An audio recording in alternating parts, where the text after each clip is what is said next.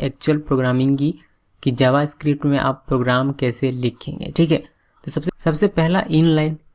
मैं आपको बता दूं कि यहाँ CSS वाली इनलाइन की बात नहीं हो रही, यहाँ इनलाइन का मतलब कुछ और है। मैं आपको बताऊंगा अभी थोड़ी देर में, प्रैक्टिकल भी और थियोरेटिकल भी दोनों। सो इनलाइन में हमारे पास दो ऑप्शन है, इनसाइड हेड टैग या फिर इनसाइड बॉडी टैग। एक दूसरा ऑप्शन हमारे पास है जो कि है एक्सटर्नल फाइल। एक्सटर्नल फाइल का मीनिंग वही है कि यहाँ आप एक अलग से फाइल बना लीजिए जावास्क्रिप्ट का, उसमें सिर्फ जावास्क्रिप्ट की कोड रखिए, उसको लिंक कर लीजिए। इसके भी दो तरीके हमारे पास अवेलेबल हैं, पहला है इनसाइड हेड टैग और दूसरा है इनसाइड बॉडी टैग। तो सबसे पहले बात करते हैं एक टैग की जो कि है स्क्रिप्ट टैग। ठीक है, यानी कि आप कोई भी तरीका अपना रहे हो, चाहे वह इनलाइन हो या फिर एक्सटर्नल फाइल हो, आपको स्क्रिप्ट टैग की आवश्यकता पड़ेगी। ठीक है, स्क्रिप्ट टैग का कैसे हम लोग लिखते हैं ये तो हम लोग थोड़ी देर में जानेंगे। साथ में मैं आपको डिटेल में बताऊंगा कि स्क्रिप्ट टैग में क्या क्या लिखना जरूरी है और स्क्रिप्ट टैग ये क्या है। ठीक है, तो फिलहाल आगे बढ़ते हैं और इनलाइन के बारे में जानते हैं कि इनलाइन के थ्रू किस तरीके से आप जावास्क्रिप्ट लिख सकते हैं अपने HTML में। सो इनसाइड हेड टैग की पहले बात करते हैं, बिकॉज हमारे पास दो ऑप्शन अवेलेबल है इनलाइन के अंदर भी, पहला इनसाइड हेड टैग है और दूसरा इनसाइड बॉडी टैग है। तो इनसाइड हेड टैग की पहले बात करते हैं। इनसाइड हेड टैग में आप मान लीजिए कि हम लोगों ने ये HTML का एक पूरा कोड लिखा हुआ है। ठीक है, और इनसाइड हेड टैग का मतलब देखिए, हेड टैग आपका यहाँ है, ये ओपनिंग हेड टैग है और ये क्लोजिंग हेड टैग है। तो ये जो हेड टैग है इसके अंदर में यहाँ आप अपना जावास्क्रिप्ट लिख सकते हैं कुछ इस तरीके से। ये आपका जावास्क्रिप्ट हो गया।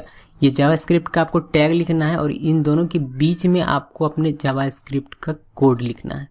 ये मोर देन वन लाइन हो सकता है, तो जितना भी आपका कोड है सभी को आपको स्क्रिप्ट टैग के अंदर लिखना है और स्क्रिप्ट टैग हेड टैग के अंदर लिखना है। क्लियर है? ये हो गया inline inside head tag. Clear है? अब बात करते हैं इनसाइड बॉडी टैग की। तो ये मान लीजिए कि आपका HTML कोड है। ठीक है, और यहाँ आपको लिखना है अपना HTML का कोड स्क्रिप्ट टैग के अंदर। देखिए, अब ये जो स्क्रिप्ट टैग आप बॉडी टैग के, देखिए मैंने लिखा हुआ इनसाइड बॉडी टैग। तो आप मुझसे कहेंगे कि ये लास्ट में आपने क्यों लिखा, आप यहाँ भी लिख सकते हैं, बिल्कुल लिख सकते हैं। आप स्क्रिप्ट टैग को कहीं भी लिख सकते हैं बॉडी टैग में, लेकिन उससे कुछ इफेक्ट पड़ता है आपके डॉक्यूमेंट में, वो मैं आपको बता दूंगा किस सेपरेट वीडियो में। फिलहाल के लिए अभी हम लोग शॉर्ट रखते हैं इस वीडियो को। सो इनसाइड अगर बॉडी टैग अगर आप अपना जावास्क्रिप्ट लिखते हैं तो इस तरीके से आप लिख सकते हैं, जैसे कि ये बॉडी टैग हो गया, बॉडी टैग के अंदर आपको स्क्रिप्ट टैग लिखना है, स्क्रिप्ट टैग के अंदर आपको अपना जावास्क्रिप्ट का कोड लिखना है। ठीक है, आप चाहें तो इस स्क्रिप्ट टैग को जस्ट ओपनिंग बॉडी टैग के नीचे भी लिख सकते हैं, या फिर मैक्सिमम जो डेवलपर्स हैं वो क्लोजिंग बॉडी टैग के ऊपर में लिखते हैं। इसके पीछे रीज़न है, रीज़न मैं आपको बता दूंगा जब हम लोग इसके बारे में डिस्कस करेंगे तब। ठीक है, सो फिलहाल के लिए ये दो तरीका है इनलाइन का जिसके थ्रू आप जावास्क्रिप्ट का कोड अपने HTML डॉक्यूमेंट में लिख सकते हैं। चलिए इसको प्रैक्टिकल कर लेते हैं, फिर हम लोग एक्सटर्नल को देखेंगे। तो यहाँ मैंने लिखा हुआ है कोड और इसको मैं करने वाला हूँ सेव। वही सेम कोड है। ठीक है, इसको एक्सप्लेन करने की आवश्यकता तो नहीं है, स्क्रिप्ट है, ये स्क्रिप्ट टैग है। हमारे स्क्रिप्ट टैग के अंदर मैंने अपना जावास्क्रिप्ट का कोड लिखा हुआ है। मुझे पता है कि आप लोगों को भी ये जो जावास्क्रिप्ट का कोड है ये में भी पता नहीं चल पा रहा हो कि ये क्या करेगा या फिर ये क्या है, document.write ये क्या है, बट इतना भी आपको सोचना नहीं है, इसके बारे में हम लोग डिटेल में डिस्कस करेंगे। बस जान लीजिए कि हाँ, ये जो लाइन लिखा गया ये क्या है, एक जावास्क्रिप्ट का कोड है जो हम लोगों ने स्क्रिप्ट टैग के अंदर में लिखा हुआ, और स्क्रिप्ट टैग हेड टैग के अंदर लिखा हुआ, और ये एक तरीका है जावास्क्रिप्ट को लिखने का HTML पेज के साथ। इसको सेव करते हैं और इसको सेव कर रहा हूँ मैं इनलाइन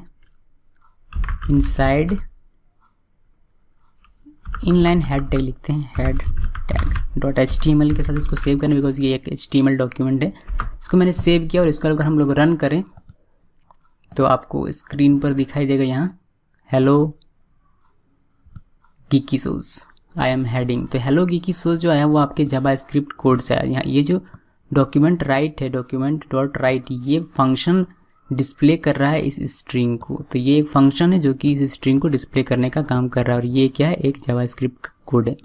ठीक है, और ये तो H1 टैग है आपका जो कि आई एम हेडिंग को रेड कलर में दिखा रहा है। ठीक है। सो ये इनसाइड हेड टैग आपने किया हुआ है इस तरीके, इस प्रोसेस को हम लोग इनलाइन कहते हैं, यानी कि इनलाइन का आपने यूज़ किया हुआ है। अभी इसी चीज़ को आप इनसाइड बॉडी टैग भी कर सकते हैं, जैसा कि हम लोगों ने देखा। चलिए इसको हम लोग कट कर लेते हैं और बॉडी टैग के अंदर लिखते हैं। तो यहाँ हम लोगों ने इसको लिख दिया, इसको इसी को मैं सेव कर देता हूँ और इसको अगर आप रन करेंगे तो आप देखेंगे कि ये आपका आई एम हेडिंग जो है वो ऊपर चला जाता है और ये जो है आपका नीचे चला आता है। क्यों? क्योंकि कोड जो है अब ये यहाँ है, पहले ये ऊपर था, H1 के ऊपर था तो ऊपर दिखाई दे रहा था, अब H1 के नीचे तो नीचे दिखाई देगा, सिंपल। ओके, सो ये तरीका है इनलाइन का। इनलाइन के थ्रू आप कैसे ऐड कर सकते हैं अपने जावा स्क्रिप्ट को अपने HTML डॉक्यूमेंट के साथ।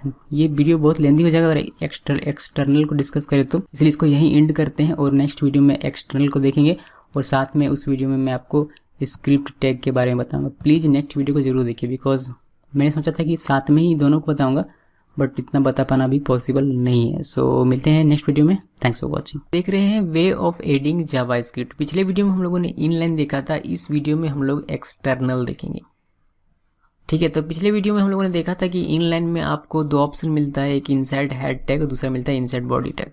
तो एक्सटर्नल में भी वैसा ही है, inside head tag, inside body tag है, बट इसमें कुछ थोड़ा सा डिफरेंट मिलता है। क्या डिफरेंट मिलता है चलिए देखते हैं। जैसे कि अभी तक हम लोगों ने देखा था इनसाइड हेड टैग, जब इनलाइन की बात कर रहा हूँ मैं, इनलाइन में हम लोगों ने देखा था इनसाइड हेड टैग में कि हम लोग कोड लिखते हैं और इस तरीके का आपका कुछ कोड होता था, ठीक है। अभी एक्सटर्नल में थोड़ा सा डिफरेंट हो जाता है। ये किस तरीके से, देखिए इनलाइन की तरह ही रहता है सारा का सारा कोड, बट यहाँ से हम लोग क्या करते हैं, यहाँ से जो जावा स्क्रिप्ट का कोड है, जावा स्क्रिप्ट का कोड कौन सा, जावा स्क्रिप्ट का कोड ये जो लाइन लिखा हुआ ये है। तो इसको क्या करते हैं कि हम लोग सबसे पहले एक नोटपैड ओपन कर लेते हैं, नोटपैड का एक पेज ओपन कर लेते हैं और ये जो कोड है इस कोड को सेपरेट कर देते हैं इस HTML फाइल से एक सेपरेट नोटपैड डॉक्यूमेंट में, ठीक है। उसके बाद इस डॉक्यूमेंट को हमें सेव कर देना है .js एक्सटेंशन के साथ। एग्जांपल के लिए geek.js, सॉरी ये कॉमा लिख दिया मैंने, बट ये डॉट है, ठीक है, .js। उसके बाद आपको क्या करना है कि अब आपको ये जो आपने एक एक्सटर्नल फाइल बनाया है, इस फाइल को आपको इस HTML से लिंक करना पड़ेगा, बिकॉज अभी किसी भी तरीके से ये लिंक नहीं है। इस HTML को पता नहीं है कि ये JS यानी कि जावा स्क्रिप्ट का जो फाइल है ये एग्जिस्ट करता है या नहीं करता है। तो दोनों को लिंक करके इसको बताना पड़ेगा कि यहाँ जो भी चीज़ें, अगर आपको कहीं जावा स्क्रिप्ट की आवश्यकता पड़ती है तो जावा स्क्रिप्ट इस लोकेशन पर है, वहाँ से आप इसको ले सकते हैं। तो वह कैसे करते हैं देखते हैं। उसके लिए आपको करना ये है कि आपको सिर्फ एक स्क्रिप्ट टैग का यूज़ करना है, साथ में आपको यूज़ करना है एक एट्रीब्यूट जिसे हम लोग कहते हैं SRC, जो कि होता है सोर्स, ठीक है। तो क्या करना है, लिखना क्या है, देखिए script tag, opening script tag में आपको SRC इक्वल अपने जावा स्क्रिप्ट के फाइल का नाम लिखना है विथ एक्सटेंशन, ठीक है। जैसे कि मैंने यहाँ लिखा हुआ है geek.js डबल कोट्स के अंदर, ठीक है। तो इससे ये दोनों लिंक हो जाता है और ये जावा स्क्रिप्ट अब आपका यूज़ हो पाएगा इस HTML डॉक्यूमेंट में, ठीक है।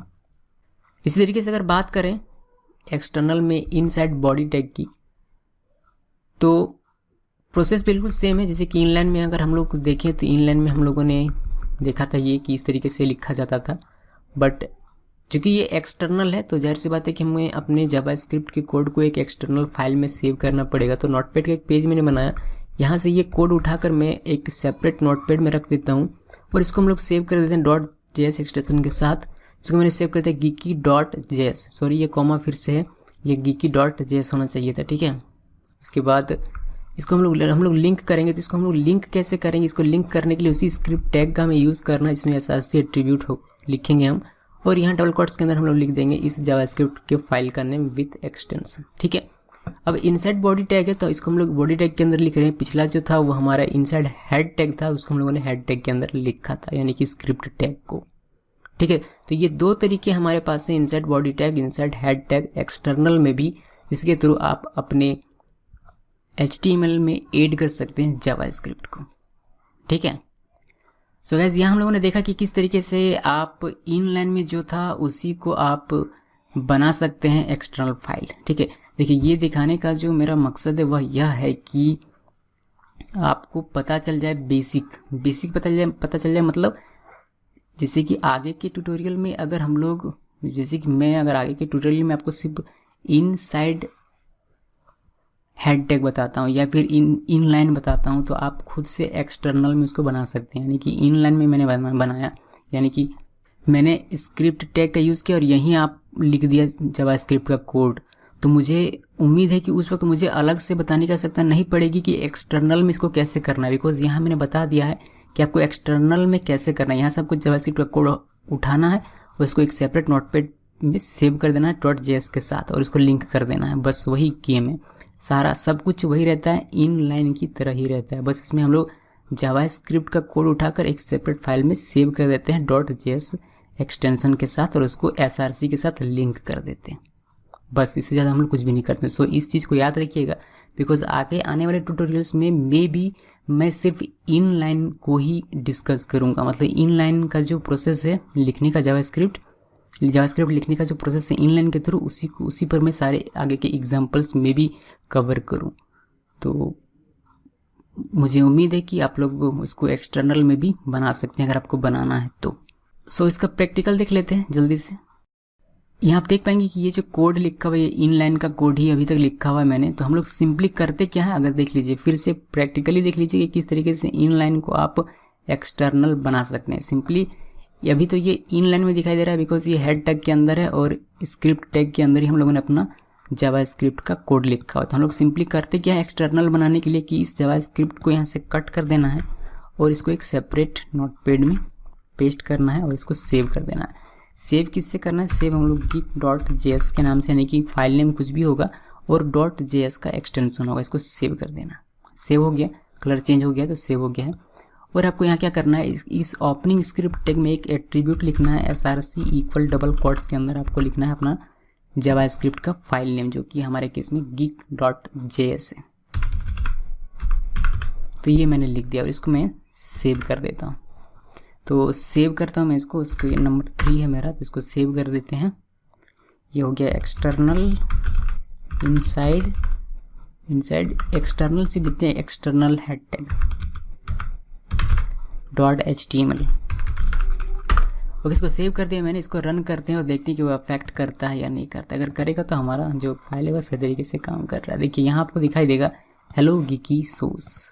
इस फाइल में आपको कहीं भी हेलो गीकी सोर्स नहीं मिलेगा, लेकिन ये लिंक है आपके जावास्क्रिप्ट से और जावास्क्रिप्ट में आपने लिखा हुआ है हेलो गीकी सोर्स शो करने का कोड।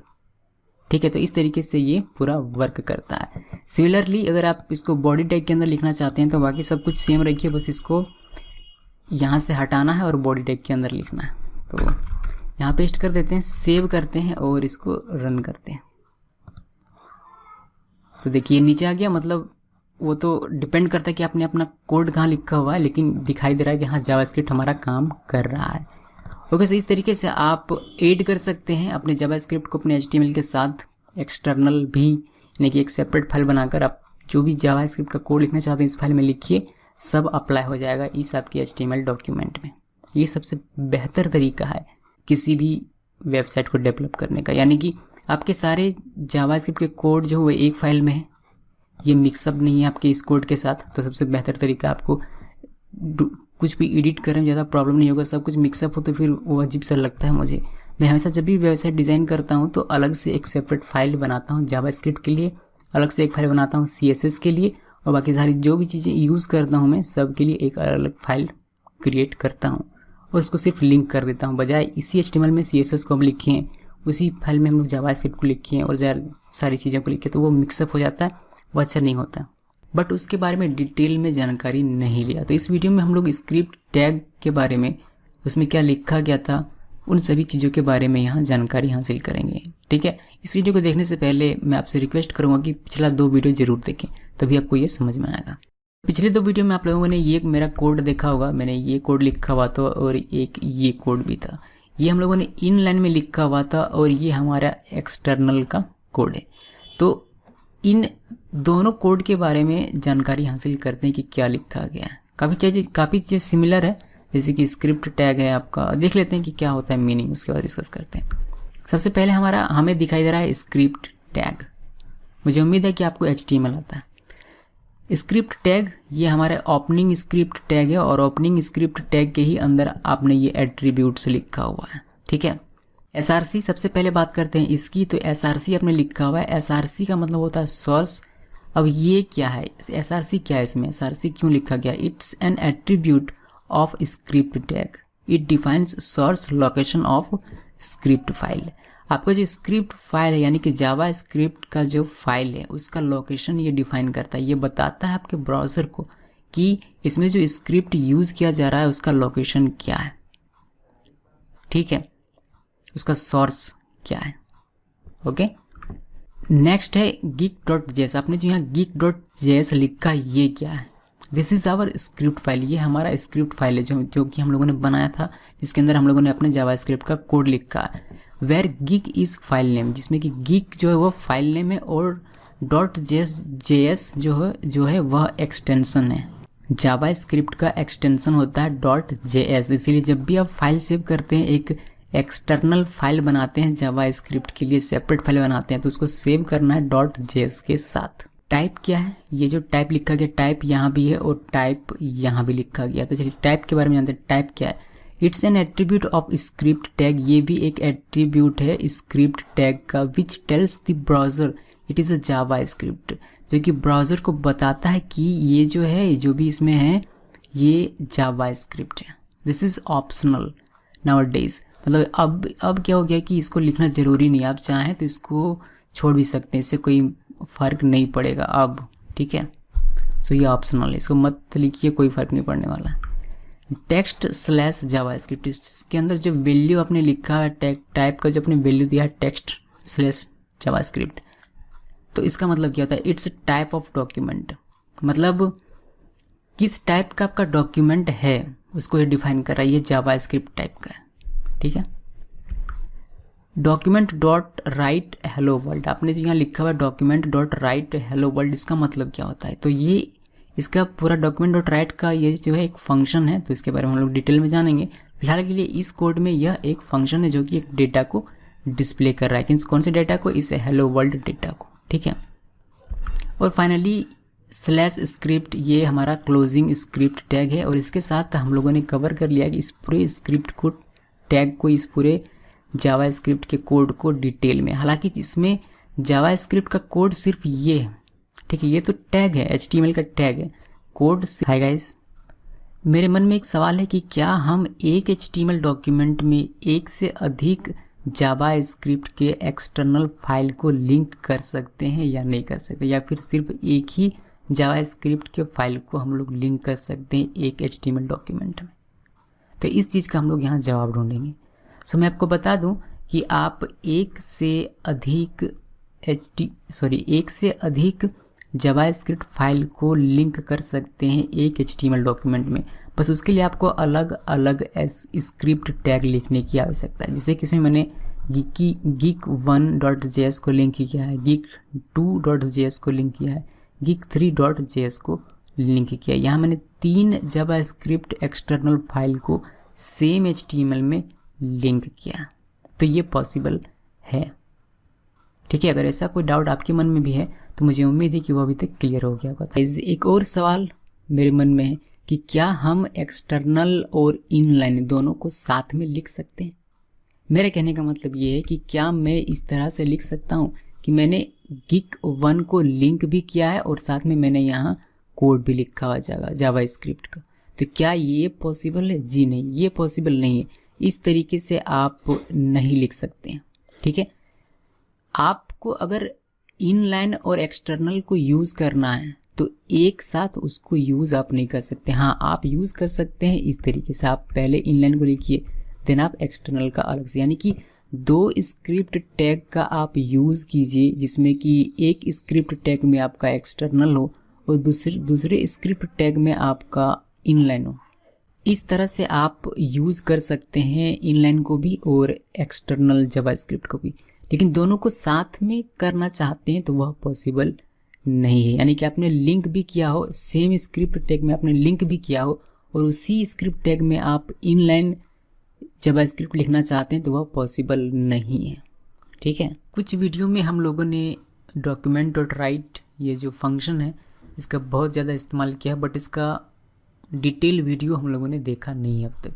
तो चलिए इस फंक्शन के बारे में जानते हैं, सबसे पहले मैं आपको बता दूं, जैसे कि मैं बार बार कह रहा हूँ, ये एक फंक्शन है।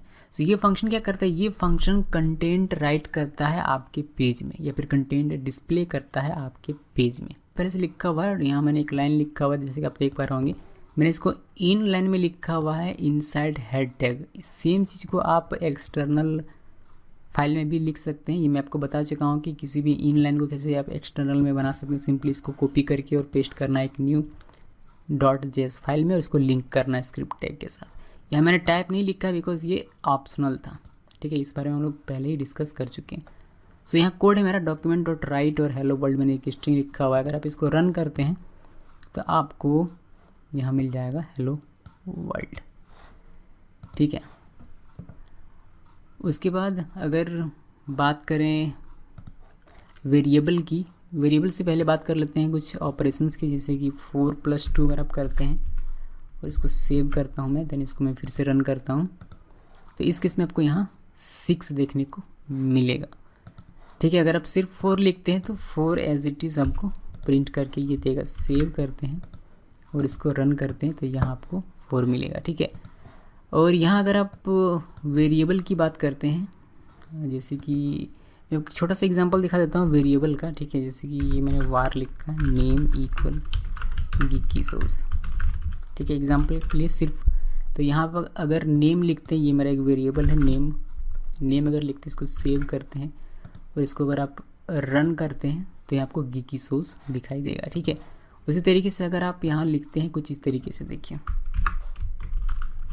यहाँ आप लिखते हैं हेलो, कॉन्केट करते हैं इसको प्लस देकर, इसको अगर आप सेव करते हैं और इसको अगर आप रन करेंगे तो आपको यहाँ दिखाई देगा हेलो गिकी सॉस। हेलो तो आपका स्ट्रिंग है और इस नेम से आपका नेम वेरिएबल से ये गिकी सॉस दिखाई दे रहा है, ठीक है। सही इस तरीके से आप इसका इस्तेमाल कर सकते हैं। आप चाहें तो यहाँ एक न्यू लाइन में दे सकते हैं br टैग के थ्रू, इसको आप सेव कीजिए, फिर इसको आप रन कीजिए।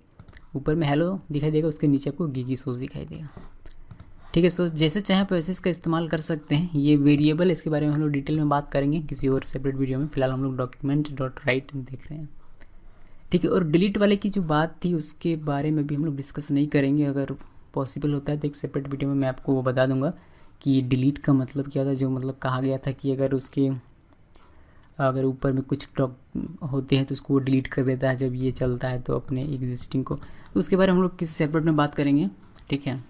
मुझे उम्मीद है कि फ़िलहाल के लिए अभी हम सभी को document.write फंक्शन समझ में आ गया होगा कि ये किस तरीके से काम करता है, इसका किस तरीके से हम लोग इस्तेमाल कर सकते हैं। जानेंगे window.alert, ये फंक्शन हम लोग क्यों देख रहे हैं, ये 2 फंक्शन हम लोगों ने क्यों देखा और ये वाला फंक्शन हम लोग क्यों देख रहे हैं।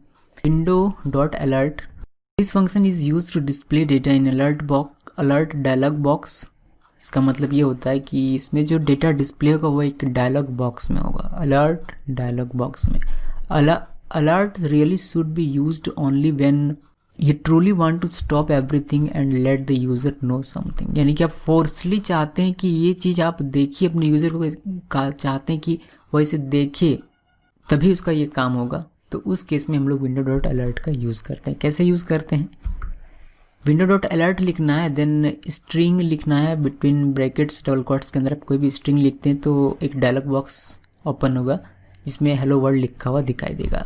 आप इसका यूज़ वेरिएबल के साथ भी कर सकते हैं। अगर कोई वेरिएबल आपने डिक्लेयर किया हुआ है तो उस वेरिएबल का नाम आप लिखिए ब्रैकेट्स के अंदर, तो उस वेरिएबल के पास जो भी वैल्यू होगा वह डिस्प्ले होगा। अगर आप इस तरीके से अर्थमेटिक ऑपरेशन करते हैं तो वह भी आप डिस्प्ले कर सकते हैं, यानी कि 4+2 = 6 आपको दिखाई देगा। आप इस तरीके से भी लिख सकते हैं window.alert hello world plus variable यानी कि जो भी वेरिएबल आपका नाम है उसको आप यहाँ लिख सकते हैं, ठीक है। प्लस कॉन्केट कर रहा है दोनों को, ओके। यहाँ पिछले वीडियो में यानी कि document.write फंक्शन में हम लोगों ने देखा कि हम लोग डबल कोट्स के अंदर HTML का भी टैग लिखते हैं, जिससे कि हम लोगों ने br टैग लिखा हुआ था। बट यहाँ इस फंक्शन में आप HTML का टैग इस्तेमाल नहीं कर सकते। अगर आप HTML का टैग लिखते हैं तो वह सिंपल टेक्स्ट की तरह आपको डिस्प्ले इसका मिलेगा, ओके। सो चलिए इसका एग्जांपल देखते हैं प्रैक्टिकल। मैंने कोड लिखा हुआ है, आप देख पाएंगे ये इनलाइन कोड है जावास्क्रिप्ट का। मैं सभी मैक्सिमम मेरा जो प्रैक्टिकल रहेगा वह इनलाइन में रहेगा। मुझे उम्मीद है कि अगर आप इसको एक्सटर्नल बनाना चाहते हैं तब बना सकते हैं। सिंपली आपको करना ये है कि इसको कॉपी करके एक एक्सटर्नल JS फाइल बनाना है, यानी जावास्क्रिप्ट फाइल बनाना है। इसको आप सेव करेंगे .js एक्सटेंशन के साथ, और यहाँ स्क्रिप्ट टैग में src एट्रीब्यूट का यूज़ करके उसको आप लिंक कर सकते हैं। ऐसी मुझे उम्मीद है, क्योंकि हम लोग उसके बारे में डिटेल में पिछले कई वीडियो में जानकारी हासिल कर चुके हैं। सो यहाँ हम लोग बात कर रहे हैं window.alert की। तो window.alert हेलो हमने लिखा हुआ है। चलिए इसको सेव कर लेते हैं और इसको रन करते हैं गूगल क्रोम में। सो गूगल क्रोम में मैंने रन किया और आप यहाँ देखेंगे कि एक डायलॉग बॉक्स आपको दिखाई देगा। ये डायलॉग बॉक्स है, ठीक है। सो डायलॉग बॉक्स ये जो आपको दिखाई दे रही है एक्चुअल में अलर्ट डायलॉग बॉक्स है, जिसमें हमारा स्ट्रिंग यहाँ दिखाई दे रहा है। जब तक ओके प्रेस नहीं करेगा यूज़र, तब तक वह इसमें कुछ भी काम नहीं कर सकता है, ठीक है। ओके प्रेस करेगा उसका तो वो नीचे कुछ काम कर सकता है, यानी कि ब्राउज़र में जो भी पेज में है उसमें काम कर सकता है, ठीक है। आप कोई भी ऑपरेशन कर सकते हैं, जैसे कि 4+2 अगर है तो इसको भी आप कर सकते हैं। सेव करते हैं, अगर आप इसको रन करेंगे तो आपको डायलॉग बॉक्स में 6 दिखाई देगा, जैसा कि आप देख सकते हैं, ठीक है। देखिए इसको आप अभी क्लोज़ भी नहीं कर सकते। जब तक आप यहाँ ओके नहीं क्लिक करेंगे तब तक ये क्लोज़ का भी ऑप्शन नहीं देता है, ठीक है। और यहाँ अगर आप चाहें तो वेरिएबल वैसे आपको बताया नहीं है, फिर भी देख लीजिए कि जैसे कि हम लोग पिछले वीडियो में हम लोगों ने देखा था, जैसे कि एक हम लोग वेरिएबल बना रहे हैं, ठीक है। इसके बारे में आपको डिटेल में बताऊंगा कि किस तरीके से वेरिएबल बना सकते हैं। ये गीकी सोर्स मैंने लिखा, याद रखिएगा कि जावास्क्रिप्ट में हर स्टेटमेंट के लास्ट में आपको सेमीकोलन देना है, ठीक है। और यहाँ पर अगर नेम लिखते हैं और इसको सेव करके आप रन करेंगे तो नेम वेरिएबल में जो भी स्टोर है, जैसे कि गीकी सोर्स है, तो आपको आपके डायलॉग बॉक्स में गीकी सोर्स दिखाई देगा, ठीक है। गीकी सोर्स इसको अगर आप चाहें तो कॉन्केट के तरीके से भी इस्तेमाल कर सकते हैं, यानी कि हेलो, ये हेलो का स्पेलिंग मैंने क्या लिखा हुआ था पता नहीं। ओके, यहाँ प्लस लिखते हैं, इसको सेव करते हैं और इसको रन करते हैं तो ये कॉन्केट करके साथ में आपको यहाँ हेलो गीकी सोर्स दिखाई देगा। अगर आप यहाँ, जैसा कि हम लोगों ने पिछले वीडियो में देखा था कि आप यहाँ अगर लिखते हैं कोई भी HTML का टैग, उसको सेव करते हैं और इसको रन करते हैं तो ये जो HTML का टैग है ये एज इट इज़ जैसे कि मतलब एक सिंपल टेक्स्ट की तरह माना जाएगा और वही आपको यहाँ डिस्प्ले करके दिखा दिया जाएगा। ओके, सो इसका मतलब ये हुआ कि इसमें HTML टैग आप यूज़ नहीं कर सकते हैं। ओके, सो यही आपका window.alert फंक्शन।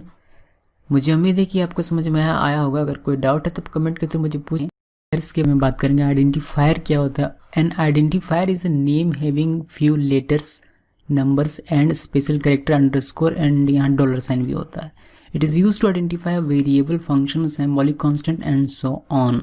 एग्जाम्पल के तौर पर जैसे कि आपने कुछ इस तरीके से लिखा हुआ है तो ये एक आइडेंटिफायर है जो कि एक वेरिएबल भी हो सकता है, फिर फंक्शन का नाम भी हो सकता है, ठीक है। इसी तरीके से एक और एग्जांपल लेते हैं PI, ये भी कोई वेरिएबल नेम हो सकता है या फिर फंक्शन का नाम हो सकता है।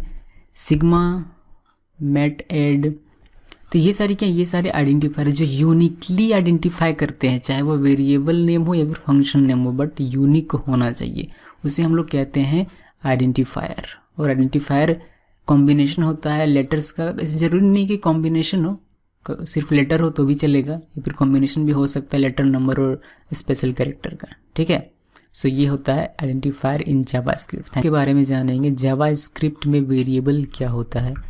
A variable is an identifier और a name which is used to refer a value.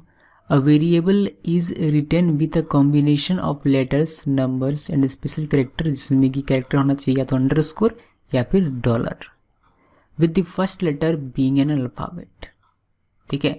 So variables क्या होता है, वेरिएबल कोई भी नाम हो सकता है जिसमें कि आप कॉम्बिनेशन ऑफ लेटर्स, नंबर्स और स्पेशल कैरेक्टर, जिसमें कि अंडरस्कोर और $, आप लिख सकते हैं। ऐसा ज़रूरी नहीं कि कॉम्बिनेशन ही होना चाहिए, सिर्फ लेटर भी हो सकता है, ठीक है। सो एग्जांपल के तौर पर यहाँ आप देख पा रहे होंगे सी भी एक वेरिएबल है, फैक्ट भी एक वेरिएबल है जो कि सिर्फ लेटर है, B33 ये भी एक वेरिएबल नेम कह सकते हैं आप, टोटल अंडरस्कोर के साथ मैंने लिखा टोटल अमाउंट, तो ये भी एक वेरिएबल है। आप कॉम्बिनेशन दे सकते हैं, ज़रूरी नहीं है कि कॉम्बिनेशन देना पड़े, बट कॉम्बिनेशन की अगर आप देना चाहते हो तो आप दे सकते हैं लेटर्स का, डिजिट्स का, अंडरस्कोर का और $साइन का। Must begin with a letter, combination तो दे सकते हैं, लेकिन पहला लेटर जो है वह हमेशा कोई अल्फ़ाबेट होना चाहिए या फिर अंडरस्कोर या फिर डॉलर साइन होना चाहिए। यानी कि स्टार्टिंग वर्ड यानी कि फर्स्ट वर्ड कोई जो कि रिजर्व हैं पहले से जावास्क्रिप्ट के द्वारा, और इन कीवर्ड के सिमिलर आप कोई भी वेरिएबल नेम, कोई भी फंक्शन नेम आप नहीं रख सकते। ठीक है, यानी कि अगर सुपर की बात करें तो आपका वेरिएबल नेम सुपर नहीं हो सकता, क्योंकि ये पहले से किसी और चीज़ के लिए रिजर्व करके रखा गया है जावास्क्रिप्ट के द्वारा। उसी तरीके से अगर आप स्विच रखना चाहते हैं वेरिएबल नेम या फिर फंक्शन नेम, तब इसको नहीं रख सकते, ये भी रिजर्व है। न्यू, तो न्यू भी रिजर्व है। तो यहाँ आपको जितने भी कीवर्ड्स दिखाई दे रहे हैं वो सारे के सारे रिजर्व्ड हैं जावास्क्रिप्ट के द्वारा। इनको आप वेरिएबल नेम के तौर पर इस्तेमाल नहीं कर सकते। सो इस बात का आपको ध्यान रखना। C++ और भी प्रोग्रामिंग लैंग्वेज में भी पढ़ा होगा, लेकिन बेसिकली हम लोग C और C++ से स्टार्ट करते हैं। तो इसमें आप लोगों ने डेटा टाइप पढ़ा होगा, इंटीजर, इंट, कैर, फ्लॉट, डबल, तो उस तरीके का डेटा टाइप उसमें होता था। इसमें यानी कि जावास्क्रिप्ट में क्या होता है वही हम लोग अभी देखने वाले हैं। In JavaScript we do not need to specify type of the variable because it is dynamically used by JavaScript engine. We can use var data type. It can hold any type of data like string, number, boolean, etc. Okay. So ये क्या कहता है, ये जो 2 point मैंने लिखा हुआ, ये क्या कहता है कि आपको स्पेसिफाई करने की आवश्यकता नहीं है कि ये एक स्पेसिफिक वेरिएबल इस टाइप का है और इसी टाइप का वैल्यू होल्ड करेगा, क्योंकि यहाँ सारी चीज़ें डायनेमिकली होती हैं। यहाँ जो वेरिएबल का जो फंडा है ये डायनेमिकली है। मेरा कहने का मतलब ये है कि अगर आप सी प्रोग्रामिंग की बात करें और अगर आप चाहते हैं सी प्रोग्रामिंग में, मुझे उम्मीद है कि आप लोगों ने सी प्रोग्रामिंग पढ़ा होगा, लेकिन नहीं भी पढ़ा है तो भी उसको, इस कॉन्सेप्ट को उतना डिटेल में जाने का सकता नहीं, मैं थोड़ी देर में ये क्लियर कर दूंगा। ठीक है, बस जिन लोगों ने पढ़ा है उनके लिए ये आसान हो जाएगा समझना। ओके, सो सी प्रोग्रामिंग की बात करें तो वहाँ हम लोग क्या करते थे कि अगर आपको 5 न्यूमेरिक वैल्यू 5 अगर स्टोर करना है किसी वेरिएबल, तो हम लोग लिखते थे इंट a = 5। तो उससे पता चलता था कि a वेरिएबल जो इंटीजर डेटा टाइप का है, इसका मतलब a वेरिएबल में आप एक कोई भी न्यूमेरिक वैल्यू जो इंटीजर वैल्यू होता है उसको आप स्टोर कर सकते हैं। ठीक है, और अगर आपको स्ट्रिंग होल्ड करना है तो आप कैर का एरे बनाते थे, उस तरीके से हम लोग करते थे। लेकिन यहाँ आपको उस तरीके से स्पेसिफाई करने की आवश्यकता नहीं है कि a का डेटा टाइप इंट होगा तभी ये a हमारा कोई इंटीजर वैल्यू होल्ड करेगा, अदरवाइज नहीं करेगा। यहाँ इसको इस तरीके का कोई भी प्रावधान नहीं है। आप a में कोई भी किसी भी तरीके का वैल्यू स्टोर कर सकते हैं, चाहे वह इंटीजर वैल्यू हो या फिर स्ट्रिंग हो, नंबर हो, बूलियन हो, कुछ भी। हाँ, इसमें एक डेटा टाइप दिया गया है, इसमें एक डेटा टाइप है var, VAR कीवर्ड है, इसको आपको यूज़ करना है, var लिखना है, देन आपको आपका वेरिएबल नेम लिखना है। और ये वेरिएबल नेम जो अपने var डाटा टाइप के साथ लिखा हुआ ये डायनेमिक है, यानी कि इसमें आप किसी भी प्रकार का वैल्यू स्टोर करके रख सकते हैं, चाहे वो स्ट्रिंग हो, नंबर हो, बूलियन हो, कुछ भी हो, आप उसमें रख सकते हैं। वो पर्टिकुलर एक डेटा टाइप के लिए नहीं बना है। ठीक है, सो ये इन दोनों पॉइंट्स का मीनिंग है। तो किस किस प्रकार के डेटा टाइप्स के साथ हम यहाँ काम करते हैं, मैं यहाँ ये नहीं कह रहा कि ये डेटा टाइप्स हैं, लेकिन किस किस प्रकार के डेटा को आप यहाँ हैंडल कर सकते हैं जावास्क्रिप्ट में। तो कुछ डेटा को हम लोग देख लेते हैं कि किस तरीके का डेटा हमें मिलेगा।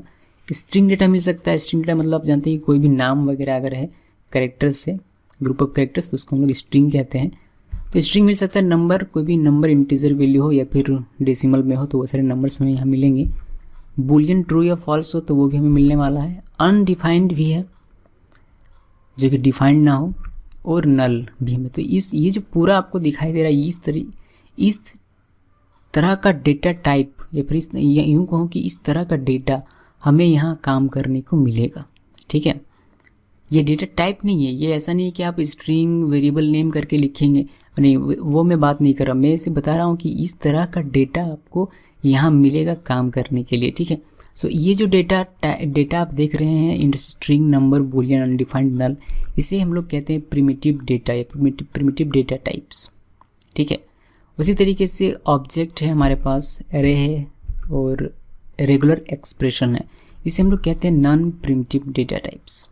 ठीक है, सो इन ये जो आपको दिखाई दे रहा है स्ट्रिंग, नंबर, बूलियन, अनडिफाइंड, नल या फिर ऑब्जेक्ट, एरे और रेगुलर एक्सप्रेशन, ये टाइप ऑफ डेटा है जिसका हम लोग जावास्क्रिप्ट में काम करते हैं। इस तरीके के डेटा आपको मिल सकते हैं आपके प्रोग्राम में। ठीक है, डिक्लेयर कर सकते हैं, उसको देखेंगे और कर रहे हैं। तो रूल नंबर 1 है variable can contain combination of letters, digits, underscore and dollar sign.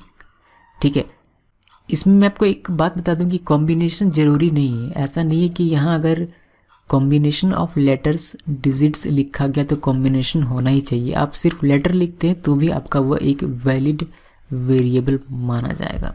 Second हमारा है कि मस्ट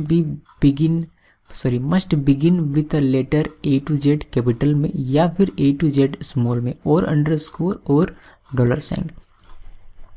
आप जब अपना वेरिएबल नेम लिखते हैं तो वह या तो किसी लेटर से स्टार्ट होना चाहिए, चाहे वह कैपिटल में हो या फिर स्मॉल में हो, या फिर अंडरस्कोर या डॉलर से स्टार्ट होना चाहिए।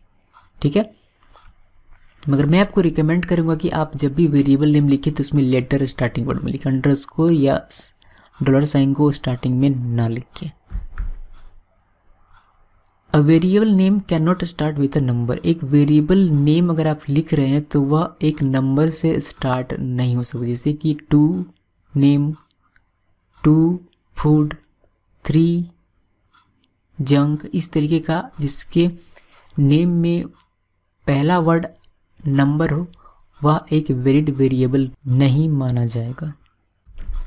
Must not contain any space character, यानी कि कोई भी स्पेस कैरेक्टर नहीं होना चाहिए, जैसे कि न्यू स्पेस दिल्ली, तो ये एक वैलिड वेरिएबल नहीं माना जाएगा।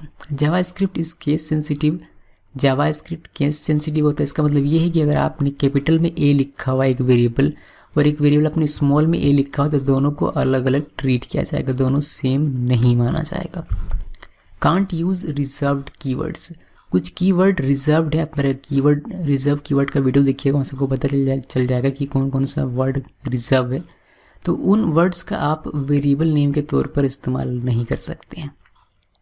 कुछ एग्जाम्पल देख लेते हैं, जैसे कि नेम आपने लिखा हुआ है, इसमें सभी लेटर्स हैं तो ये एक वैलिड वेरिएबल है। आपने कैब लिखा, इसमें सी कैपिटल है, कैब 1 to 5 ये कॉम्बिनेशन है लेटर और डिजिट का, तो ये भी एक वैलिड वेरिएबल माना जाएगा। न्यू अंडरस्कोर में डेली लिखा है तो ये भी एक वैलिड वेरिएबल माना जाएगा। रूप डॉलर साइन आपने लिखा हुआ है तो ये भी एक वैलिड वेरिएबल माना जाएगा। अगर आप लिखते हैं 5800 मतलब इसके स्टार्टिंग में, इस वेरिएबल के स्टार्टिंग में नंबर है तो ये एक वैलिड वेरिएबल नहीं माना जाएगा। अगर आप लिखते हैं steel city, steel space city आपने लिखा हुआ है तो ये भी एक वैलिड वेरिएबल नहीं माना जाएगा। आपने लिखा हुआ VAR वार, तो ये एक रिजर्व कीवर्ड है जिसकी वजह से ये भी एक वैलिड वेरिएबल नहीं माना जाएगा। अब डिक्लेयर करना सीखते हैं। वार हमारा डेटा टाइप है, हम लोग जानते हैं वार हमारा डेटा टाइप है, और यहाँ रोल हमारे वेरिएबल का नाम है। तो यहाँ मैंने एक वेरिएबल डिक्लेयर किया है वार रोल। इसी तरीके से आप वार नेम, वार प्राइस डिक्लेयर कर सकते हैं। ठीक है, लेकिन इस का ध्यान रखिएगा, जब भी आप वेरिएबल को डिक्लेयर करते हैं, a variable declared without a value will have the value undefined. इसमें आपने कोई भी वैल्यू असाइन नहीं किया है, यानी कि वार रोल अभी भी कुछ भी नहीं है, सिर्फ रोल है, आपका वेरिएबल बन गया है लेकिन इसमें कोई भी वैल्यू आपने असाइन नहीं किया है, जिसकी वजह से जावास्क्रिप्ट में जब आप किसी भी वेरिएबल को कोई वैल्यू असाइन नहीं करते हैं तो उसमें बाय डिफ़ॉल्ट अनडिफाइंड वैल्यू रहता है। सो ये सभी क्या है, इन सभी में अनडिफाइंड वैल्यू है। अब इनिशियलाइजिंग की बात करते हैं। इनिशियलाइज कैसे कर सकते हैं आप अपने वेरिएबल को, तो इस विषय में जानकारी लेते हैं। सो आपने लिखा हुआ है वार रोल, ये इसका जो रोल, अभी अगर आप रोल को अगर डिस्प्ले करेंगे तो ये अनडिफाइंड आपको दिखाएगा। आप इस तरीके से उसमें वैल्यू असाइन कर सकते हैं। रोल लिख के इक्वल 101। इसी तरीके से एक और एग्जांपल लेते हैं, वार नेम आपने लिखा हुआ है तो इसमें भी आप असाइन कर सकते हैं। नेम है तो गेकिसोस डबल कोट्स के अंदर होना चाहिए। मैंने आपको बताया था डेटा टाइप में कि यहाँ कोई स्पेसिफिक डेटा टाइप नहीं होता है कि अगर आपको नंबर स्टोर करना है तो उसके लिए एक स्पेसिफिक डेटा टाइप हो, अगर स्ट्रिंग स्टोर करना है तो उसके लिए एक स्पेसिफिक डेटा टाइप हो, बूलियन स्टोर करना है तो उसके लिए स्पेसिफिक, अगर कोई डेसिमल डिजिट करना है तो उसके लिए स्पेसिफिक, ऐसा कुछ भी नहीं है। ये डायनेमिक है। यहाँ सिर्फ आप var लिखिए, अपना वेरिएबल नाम लिखिए, उस वेरिएबल में आप कोई भी वैल्यू, किसी भी तरह का वैल्यू स्टोर कर सकते हैं। सो आगे बढ़ते हैं। एक और एग्जांपल है var प्राइस, जिसमें कि आप प्राइस इक्वल 125.36 इस तरीके से डेसिमल नंबर असाइन कर सकते हैं। अब सबसे ऊपर में अगर आप देखते हैं यहाँ var रोल इक्वल 101, तो इसको इस तरीके से लिखने के बजाय आप सिर्फ इस तरीके से भी लिख सकते हैं, यानी कि डिक्लेरेशन एंड इनिशियलाइजेशन आपने साथ में किया इसमें, ठीक है। तो var रोल इक्वल 101, इसमें भी आप उसी तरीके से रूल फॉलो कर सकते हैं। var नेम डायरेक्ट इसको इनिशियलाइज कर दीजिए इक्वल geeky source। याद रखिएगा डबल कोट्स के अंदर आपको रखना है अपना स्ट्रिंग। जब भी आप स्ट्रिंग लिखते हैं तो उसको डबल कोट्स के अंदर लिखना है। इसी तरीके से इसमें भी आप कर सकते हैं प्राइस, var प्राइस इक्वल 125.36। एक और इम्पोर्टेंट बात कि var जो होता है वो ऑप्शनल होता है, आप डायरेक्ट इस तरीके से भी लिख सकते हैं रोल इक्वल 101, तो ये भी एक वैलिड माना जाएगा जावास्क्रिप्ट में। यहाँ भी आप सिर्फ नेम लिखिए, नेम इक्वल geeky source, ये भी वैलिड है। प्राइस इक्वल 125.36 var लिखना ज़रूरी नहीं है, ठीक है, लेकिन var लिखते हैं तो आप, ये गुड प्रैक्टिस होता है कि आप var डेटा टाइप लिखिए हर एक वेरिएबल के आगे, ठीक है। सो ये है इनिशियलाइजिंग वेरिएबल्स।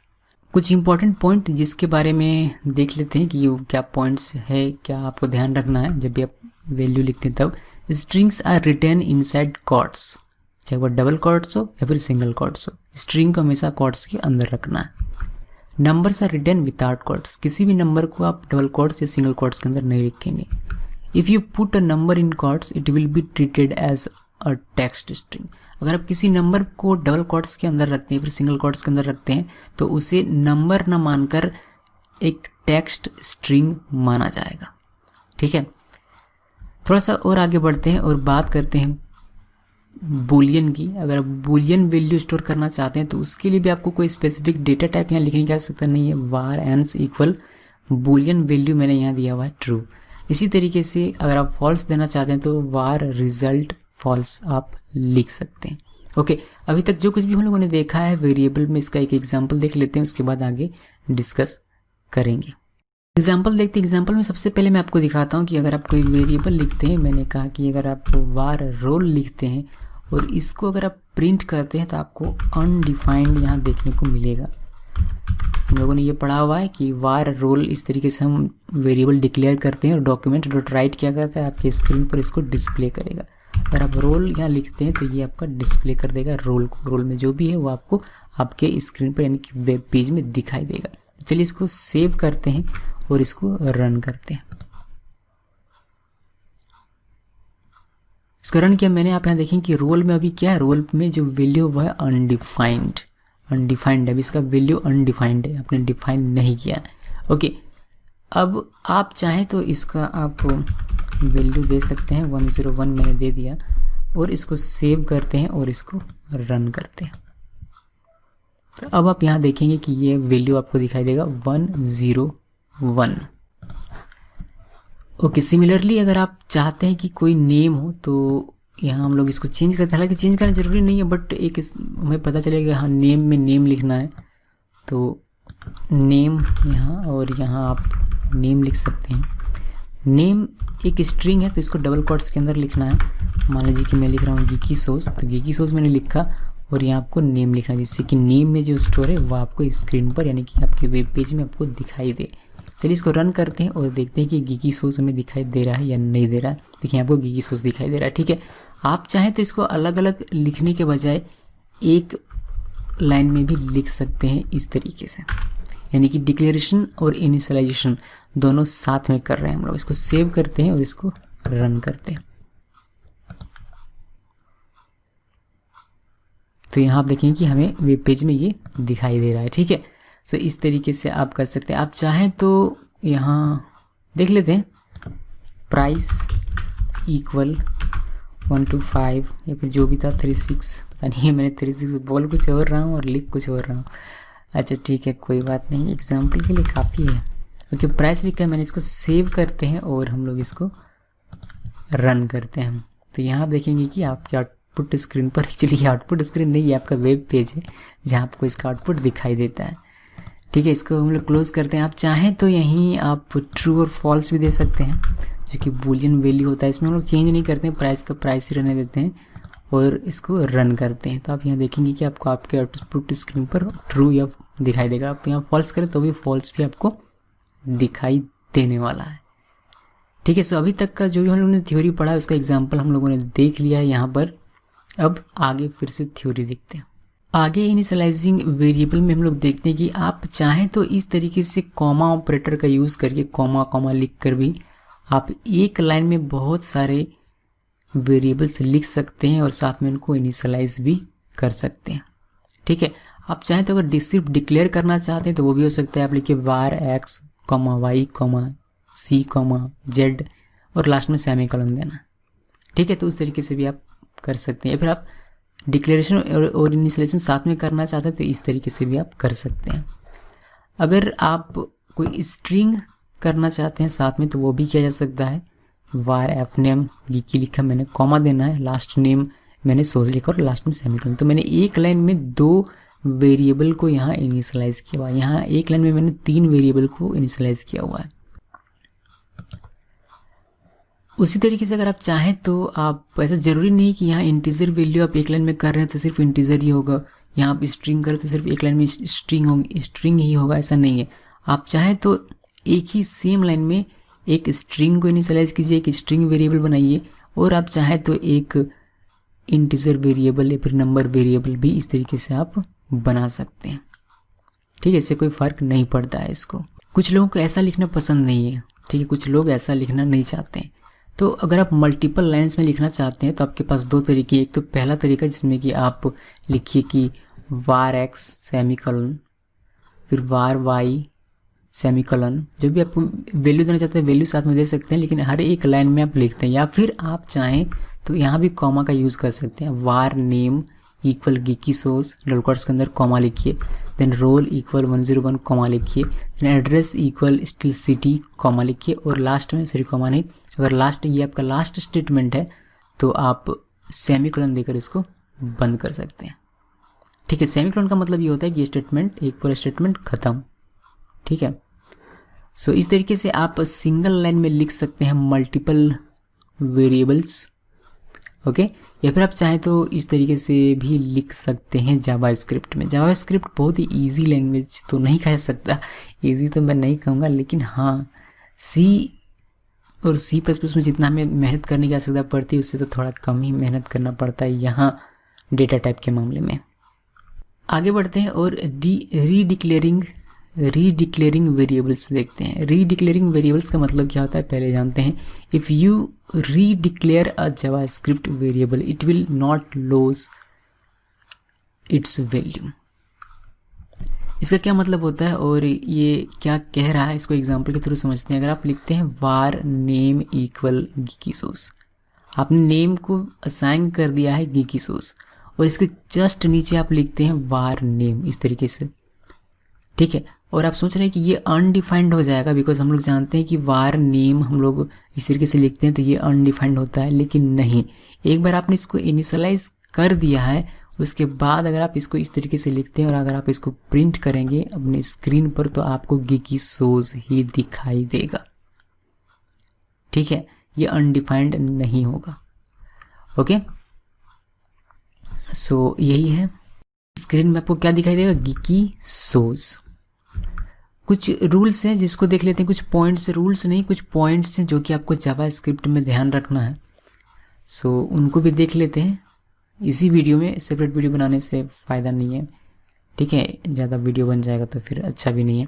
ओके, सो इसी में देखते हैं कि क्या क्या हमारे पास टर्म कंडीशन आती है जब आप जावास्क्रिप्ट को लिखते हैं। तब the statements are executed 1 by 1 in the same order as they are written, यानी कि लाइन बाय लाइन यहाँ कोड का एग्जीक्यूशन होता है उसी ऑर्डर में जिस ऑर्डर में आपने उसको लिखा हुआ है। यानी कि समझ लीजिए कि लाइन नंबर के अनुसार ये इसका यहाँ स्टेटमेंट्स का एग्जीक्यूशन होता है। पहले line number 1, then line number 2, then line number 3, इस तरीके से यहाँ एग्जीक्यूशन होता है कोड का जावास्क्रिप्ट में। JavaScript programs and JavaScript statements are often called JavaScript code. ठीक है, इसमें तो कुछ नहीं है। Semicolon separate JavaScript statements. ठीक है, सेमीकोलन क्या करता है, सेपरेट करता है जावास्क्रिप्ट के स्टेटमेंट्स को। Ending statements with semicolon is not required but highly recommended. यानी कि सेमीकोलन से स्टेटमेंट को इंड करना जरूरी नहीं है, बट ऐसा करना चाहिए गुड प्रैक्टिस के लिए। JavaScript ignore multiple spaces. अगर आप बहुत सारा स्पेस देते हैं, मैं स्ट्रिंग के अंदर की बात नहीं कर रहा, मैं डबल कोट्स के अंदर की बात नहीं कर रहा हूँ, यहाँ मैं बात कर रहा हूँ आप जब कोड लिखते हैं स्क्रिप्ट टैग के अंदर या फिर आप एक्सटर्नल में भी लिखते हैं तो भी आप अपने कोड में बहुत सारा स्पेस देते हैं तो वह उस चीज़ को इग्नोर करता है। वह आप अपने लिए स्पेस देते हैं कि हाँ ये अच्छा दिखे। ठीक है, ये मैं बता दूंगा अभी एग्जाम्पल में। Use line breaks. अगर आपका स्क्रीन आप लिख रहे हैं इस तरीके से, अपने यहाँ जैसे कि यहाँ से शुरू के लिखना, अपने लिख रहे पूरा स्क्रीन को फुल हो गया, फिर भी लिख रहे हैं, आप लिख रहे हैं, ये इधर जा रहा है, आप इधर से लिख रहे हैं, जैसे नोटपैड में होता है। अगर आप वर्ड रैप अगर आपने इनेबल ना किया हो तो लिख रहे, ऐसा नहीं करना है। आप इंटर प्रेस कीजिए, लाइन ब्रेक कीजिए और उसके नीचे लिखिए, जैसे कि यहाँ लिखा कि अब ये हमें एक स्क्रीन पर ही विदाउट स्क्रॉल किए हुए एक स्क्रीन पर ही हमको दिखाई देता है। तो इस तरीके से आपको ये लिखना है। ऐसे मैंडेटरी नहीं है, बट ऐसा लिखने से क्या होता है कि आपको सारे कोड एक जगह पर दिखाई देते हैं सही तरीके से। ओके, सो ये सारी चीज़ें प्रोग्रामर्स के लिए सही होती हैं। चलिए एग्जांपल देखते हैं, और अभी तक जो हम लोगों ने देखा हुआ है उसको हम लोग थोड़ा सा प्रैक्टिस कर लेते हैं। ओके, सो लास्ट टाइम तो हमने ये देखा था, अभी हम लोग मल्टीपल देख लेते हैं। मल्टीपल भी हम लोगों ने देखा हुआ है तो वही देखते हैं। ठीक है, x इक्वल आप चाहें तो 10 लिख सकते हैं, यहाँ कॉमा दीजिए, y 20 और c कॉमा दीजिए और यहाँ 30 आप लिख सकते हैं। उसी तरीके से आप चाहें तो यहाँ मैं तीनों को अलग अलग कर देता हूँ। ठीक है, जिससे कि हमें, लेकिन इसमें अच्छा देख लेते हैं क्या होता है। ओके, x, मुझे उम्मीद है कि तीनों का आपको यहाँ मिल जाएगा आउटपुट। देख लेते हैं मिलता है या नहीं मिलता है, थोड़ा सा डाउट है मुझे, बट फिर भी देख लेते हैं। x y c हम लोगों ने लिखा। ठीक है, इसको सेव करते हैं और इसको रन करते हैं। ओके, यहाँ आपको देखिए 10, 20 और 30 मिल रहा है। ठीक है, सो यहाँ आपको इस तरीके, मतलब ये कहने का सिंपली मतलब मेरा ये हुआ कि इस तरीके से भी आप लिख सकते हैं। आप चाहें तो सिंपली इसको ऐसे भी लिख सकते हैं, जैसा कि हम लोगों ने देखा। इस तरीके से भी आप लिख सकते हैं, इससे भी कोई प्रॉब्लम नहीं होने वाला है। ठीक है, इसको सेव करते हैं और इसको हम लोग रन करते हैं। ठीक है, इसमें भी आपको दिखाई दे रहा है। ओके, थोड़ा सा आगे बढ़कर अगर हम लोग रीडिक्लेयरिंग वाले एग्जाम्पल को देखें कि रीडिक्लेयरिंग से इसका जो पहले का वैल्यू होता है वह मिस नहीं होता है, तो उसको देख लेते हैं कि वह उसका मीनिंग क्या होता है। ठीक है, यहाँ हम लोग जैसे कि एक देते हैं कोई भी वेरिएबल नेम, मान लीजिए कि हम लोग दे रहे हैं इसमें वेरिएबल नेम वाईफाई। अभी वाईफाई चल रहा है जियो का, ज़बरदस्त, सब लोग हम लोग यूज़ कर रहे हैं फ्री में। ठीक है, तो वाईफाई जियो, मैं आपको बता दूं कि ये प्रमोशनल वीडियो नहीं है, जियो की तरफ से मुझे कुछ भी नहीं मिला। ठीक है, सो वार वाईफाई मैंने लिखा हुआ है इक्वल जियो मैंने लिखा हुआ है। ठीक है, तो सबसे पहले मैं आपको बताता हूँ कि अगर आप इसमें कोई भी वैल्यू सेट नहीं करते तो ये आपको क्या देता है। ठीक है, अगर वाईफाई लिखें यहाँ, अगर इसको हम लोग सेव करें और इसको हम लोग रन करें तो आप देखेंगे कि आपको यहाँ स्क्रीन पर मिलेगा अनडिफाइंड, यानी कि अभी तक डिफाइंड नहीं किया गया है। ओके, हम लोग इसको डिफाइन करते हैं। यहाँ हम लोग क्या लिखते हैं, जियो, जियो लिख दिया मैंने। उसके बाद इसको सेव करते हैं और इसको अगर आप रन करेंगे तो अभी आपको मिलेगा यहाँ जियो लिखा हुआ, ये तो हम लोग जानते हैं। लेकिन अगर इसके नीचे फिर से आप वार लिखें और वाईफाई लिखें और इसमें आप कोई भी वैल्यू असाइन ना करें, इसको सेव कर देते हैं और इसको रन कर देते हैं। अगर आप सोच रहे हैं कि फिर से यहाँ आपको अनडिफाइंड दिखने को मिलेगा, तो ऐसा नहीं है, नहीं मिलेगा, क्योंकि ये पहले वाले वैल्यू को मिस नहीं करता। ठीक है, हाँ, अगर आप यहाँ कुछ नया स्ट्रिंग लिखते हैं, जैसे कि एयरटेल अगर आप लिखते हैं, इसको सेव करते हैं और अब अगर आप इसको रन करते हैं तो ये पुराने वाले को रिप्लेस कर देता है।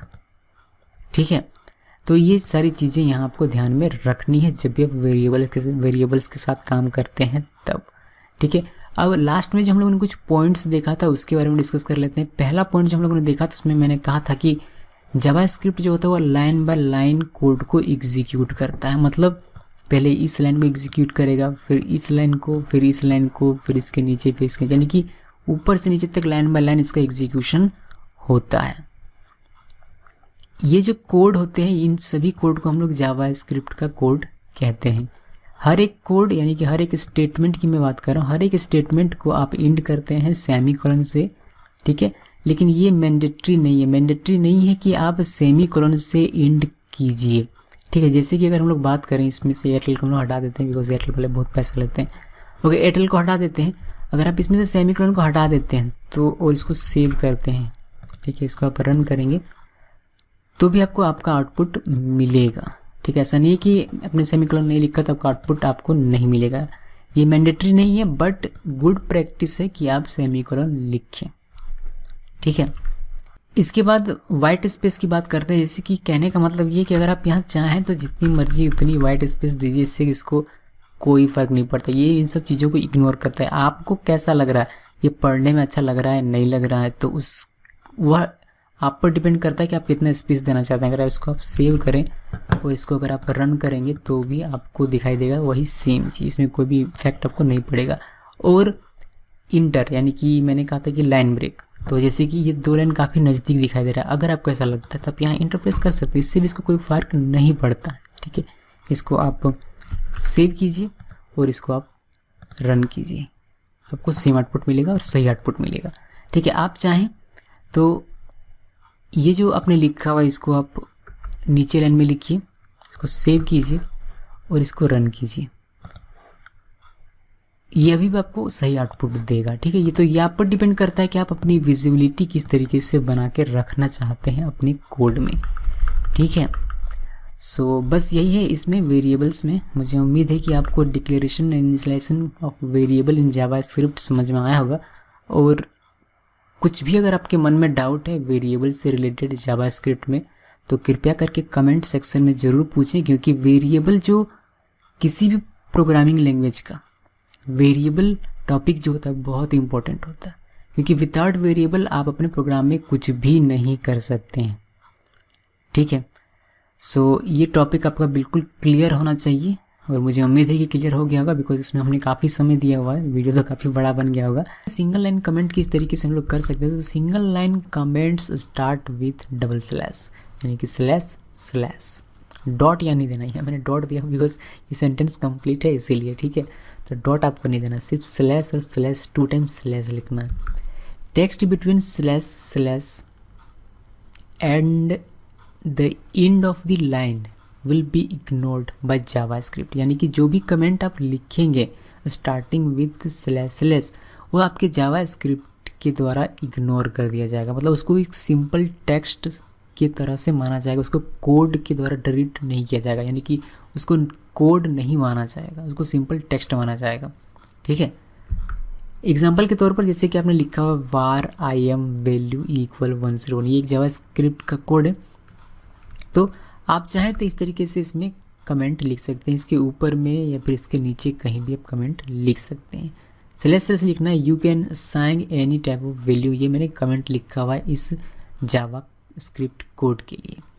एक और एग्जांपल लेते हैं जिसमें कि मैंने var im वैल्यू 101 लिखा हुआ है। आप चाहें तो इसके साथ में भी डबल स्लैश को लिख कर इस तरीके से एक ही इसी लाइन में इस तरीके से आप लिख सकते हैं। ठीक है, मैं आपको बता दूं कि जैसे आप इस लाइन को छोड़ते हैं वह कमेंट नहीं होता है। कमेंट नहीं होता है मतलब कहने का क्या मतलब है, जैसे कि आपने एक बार इंटर प्रेस कर दिया, यहाँ से आपने इंटर प्रेस किया, आपका जो कर्सर है वो नीचे आ जाता है, यहाँ आ जाता है और यहाँ से आप लिखना शुरू करते हैं, तो ये इस लाइन में जो भी आप लिखेंगे वो कमेंट नहीं माना जाएगा। अगर इस लाइन में आपको लिखना है तो फिर से आपको यहाँ डबल स्लैश लिखना पड़ेगा। ठीक है, इसी लाइन में आप पूरा लिखिए, यहाँ से यहाँ तक जहाँ तक आपको लिखना है, तो सारा का सारा कमेंट रहेगा। बट इंटर प्रेस करके आप नीचे चले आते हैं और उस लाइन के आगे आपने स्लैश स्लैश नहीं लगाया तो आपको कमेंट नहीं माना जाएगा। आगे बढ़ते हैं, बात करते हैं मल्टी लाइन कमेंट की। Multi line comments start with slash star and and with star slash. Dot फिर से मैंने यहाँ दिया हुआ है, लेकिन ये डॉट आपको देना नहीं है, ठीक है। ये सेंटेंस कंप्लीट होने वाला डॉट है मेरा। Any text between slash star and star slash will be ignored bye JavaScript, यानी कि इसके बीच में आप जो भी लिखते हैं वह सारे सिंपल टेक्स्ट के तौर पर ट्रीट किए जाते हैं, उसको कोड नहीं माना जाता। एग्जाम्पल के तौर पर आपने लिखा हुआ है जैसे कि स्लैश स्टार कमेंट हियर, मैंने ये मेरा टेक्स्ट है और स्टार स्लैश में लिखा हुआ, तो ये कोड नहीं माना जाएगा, ये जावास्क्रिप्ट इसको इग्नोर कर देगा। कमेंट क्यों लिखते हैं? कमेंट लिखते हैं हम लोग जिससे कि अगर आपका कोड कोई और देख रहा है तो उसको पता चले कि ये चीज़ आपने क्यों लिखा हुआ है। जैसे कि हम लोगों ने सिंगल लाइन में लिखा हुआ था var im वैल्यू इक्वल 101, उसके ऊपर मैंने लिख दिया था कि आप इसमें कोई भी प्रकार का किसी भी प्रकार का वैल्यू असाइन कर सकते हैं। तो अगर मेरे अलावा कोई और देखता है तो वो उसको समझ में आएगा कि var im वैल्यू जो लिखा हुआ है वहाँ मैं 101 की जगह कुछ और वैल्यू भी लिख सकता हूँ, तो इसीलिए कमेंट लिखा जाता है, ठीक है। कमेंट का एक यूज़ सबसे बेहतर तरीके से यूज़ होता है जब आप इसको टेस्टिंग पर्पज़ के लिए इस्तेमाल करते हैं। Adding slash slash in front of a code line change the code lines from an executable line to a comment, यानी कि आप स्लैश स्लैश यानी कि सिंगल लाइन कमेंट में जो हम लोग स्लैश स्लैश लिखते हैं उस चीज़ का इस्तेमाल करके किसी भी लाइन ऑफ कोड को भी कमेंट बना सकते हैं। जैसे कि आपने var im वैल्यू 101 लिखा हुआ, आप इसके आगे अगर स्लैश स्लैश लगा देते हैं तो ये एक कमेंट बन जाता है, यानी कि ये अब कोड नहीं रहा, इसको अब जावास्क्रिप्ट वैल्यू नहीं देगा, जावास्क्रिप्ट इसको इग्नोर कर देगा, ठीक है। तो अब टेस्टिंग पर्पज़ से इसका इस्तेमाल कर सकते हैं और हम लोग देखेंगे कि किस तरीके से इसका हम लोग टेस्टिंग पर्पज़ से इस्तेमाल करते हैं अपने जावास्क्रिप्ट के ट्यूटोरियल्स में। चलिए इसको एक एग्जांपल, क्विक एग्जांपल प्रैक्टिकल वाला देख लेते हैं।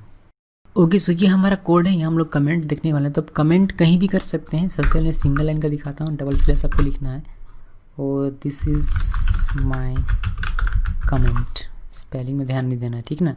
तो ये मेरा कमेंट हो गया, इसको हम लोग सेव करते हैं और इसको रन करते हैं। तो इसमें कोई भी आपको इफेक्ट यहाँ तो दिखाई बिल्कुल भी देने वाला नहीं है, बिकॉज ये कमेंट है तो आपको यहीं दिखाई देगा और कहीं भी आपको दिखाई देने वाला नहीं है, ये आपके लिए है, ठीक है। या फिर आपके जैसे कोई और है तो उसके लिए, आप टीम में काम करते हैं, आप एक कंपनी में जॉब कर रहे हैं, टीम में काम करते हैं, आप एक प्रोजेक्ट हैंडल करते हैं तो आप अकेले हैंडल नहीं करते हैं, बहुत सारे टीम मेंबर्स होते हैं, तो उनके उस वक्त ये बहुत ज़्यादा काम आता है। यानी कि आप आज नहीं ऑफिस गए हैं तो कोई और आपका कोड देखकर आपके कमेंट पढ़ के उसको समझ सकता है कि आपने ये कोड क्यों लिखा हुआ है, ठीक है। इसी तरीके से आप चाहें तो इसी लाइन में आप यहाँ कोड लिख सकते हैं, this is my second comment. इसका भी कोई इम्पैक्ट आपके कोड में नहीं आता है, ये जैसा पहले था वैसा ही रहेगा, ठीक है। इसमें आपको कोई भी फ़र्क नज़र नहीं देखने को मिलेगा, ठीक है। अब जैसे आप यहाँ से इंटर प्रेस करते हैं और यहाँ कुछ लिखते हैं तो ये अब कमेंट नहीं है। इसको अगर आपको कमेंट बनाना है तो आपको फिर से यहाँ डबल स्लैश लिखना पड़ेगा, तभी ये कमेंट होगा, अदरवाइज़ ये कमेंट नहीं होगा, ठीक है। आप यहाँ चाहें तो चाहें जितनी मर्जी जितना लंबा लिख लीजिए, लेकिन जैसे आप इंटर प्रेस कर देते हैं ये एक नया लाइन बन जाता है और ये कमेंट नहीं रहता, ठीक है। सो इस बात का आपको ध्यान रखना है। अब मल्टी लाइन की बात करें तो मल्टी लाइन में देखिए, मल्टी लाइन का यूज़ तब किया जाता है जहाँ आपको बहुत बड़ा कमेंट लिखना हो। तो हम लोग जैसे कि अगर यहाँ लिखें कमेंट तो इसको स्लैश स्टार से स्टार्ट करना है और इसको इंड करना है स्टार स्लैश। इसके बीच में आप जो भी लिखेंगे, यहाँ आप जो भी लिखते हैं वो सारे के सारे कमेंट माने जाएंगे। तो दिस इज़, इसमें आप इंटरप्रेस कर सकते हैं, यहाँ इसमें कोई प्रॉब्लम नहीं है, इंटरप्रेस कीजिए। दिस इज़ कमेंट, यहाँ भी आप इंटरप्रेस कीजिए, यहाँ भी आप लिख सकते हैं ब्ला ब्ला ब्ला, कुछ भी लिखिए, जितना इंटरप्रेस करना है कीजिए और यहाँ लंबा सा कमेंट लिखते जाइए, कोई फ़र्क नहीं पड़ने वाला, बिकॉज ये इसके और इसके बीच में है, ये सब कमेंट माना जाएगा, ठीक है। सो इस तरीके से आप लिख सकते हैं। अब एक और चीज़ हम लोगों ने देखा था कि आप किसी भी जावास्क्रिप्ट कोड को कमेंट बना सकते हैं। जैसे कि अगर मुझे इसमें इस कोड में डाउट है, ठीक है, या फिर अगर हम लोग बात करते हैं इस चीज़ की, चलिए देखते हैं। अगर हम लोग बात करते हैं, यहाँ एक और वायर बनाते हैं हम लोग, ए इक्वल लिख देते हैं 101, ठीक है, 101 मैंने लिख दिया, ठीक है। कैसे हम लोग टेस्टिंग के लिए इस्तेमाल कर सकते हैं कमेंट का, वही मैं आपको दिखा रहा हूँ, ठीक है। सो वार ए 101 लिखा मैंने, वार वाईफाई जियो मैंने लिखा हुआ है। यहाँ हम लोग इसको अगर रन करें, इसको सेव कर लेते हैं, इसको रन करते हैं, ठीक है। तो यहाँ आपको सिर्फ मिलेगा जियो। अभी यहाँ अगर आपको देखना है ए का, तो आप फिर से डॉक्यूमेंट डॉट राइट लिखेंगे। तो आप एक काम कीजिए, ऐसे तो इसमें कोई फ़र्क नहीं पड़ता, बट फिर भी एक काम करते हैं। क्या काम करते हैं कि आप यहाँ ए लिख दीजिए। और चूँकि ये यूज़फुल नहीं है, या फिर मैं आपको बताऊँ कि किस तरीके से इसका आप जेन्युइन यूज़ कर सकते हैं कमेंट के। इसको अगर आप कमेंट कर दें तो ये कमेंट पूरा माना जाएगा, और इसका कोई भी इस्तेमाल, मतलब इस चीज़ को अब इग्नोर करता है आपका जावास्क्रिप्ट। और इसको आप सेव करके रन करते हैं तो आपको ए दिखाई देता है। हालांकि ये गुड एग्जांपल नहीं है इस टॉपिक के लिए, बट फिर भी इस तरीके से मतलब आप कमेंट कर सकते हैं अपने जावा स्क्रिप्ट के कोड को, ठीक है। सो गाइस, यही है कमेंट। और एक चीज़ का ध्यान रखिए, मैं कभी कभी जावा बोल देता हूँ, तो जावा और जावास्क्रिप्ट दोनों अलग अलग है। लेकिन अगर इस प्लेलिस्ट में मैं कहीं अगर जावा बोल रहा हूँ तो एक्चुअली मैंने इसको जावास्क्रिप्ट कहा है, ठीक है। बिकॉज जावा का भी ट्यूटोरियल बनाना पड़ता है, जावास्क्रिप्ट का भी